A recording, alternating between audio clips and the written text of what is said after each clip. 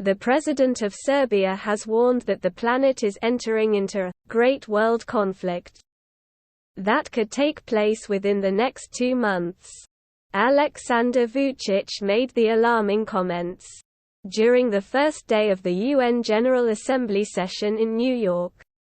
"You see a crisis in every part of the world," Vucic told the Serbian state broadcaster RTS.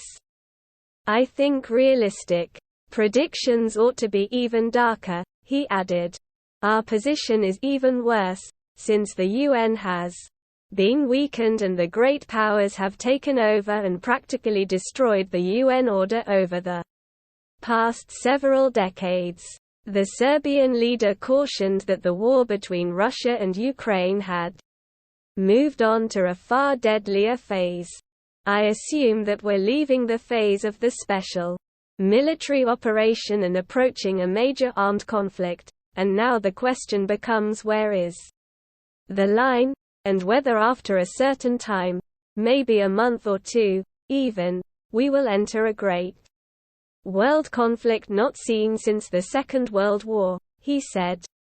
Vucic's remarks were made on the same day that Russian President Vladimir Putin ordered an immediate, partial mobilization of troops amounting to 300,000 soldiers.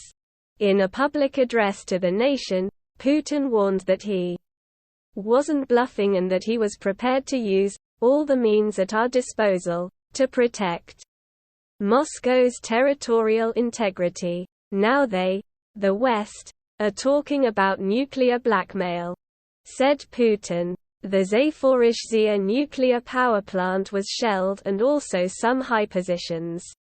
Representatives of NATO states, who are saying there might be possibility and permissibility to use nuclear weapons against Russia, he added.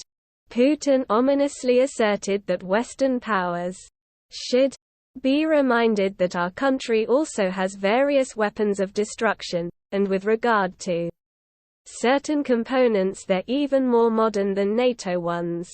As we highlighted last month, a study conducted by Rutgers University found that nuclear war between the United States and Russia would cause 2/3 of the planet to starve to death within 2 years.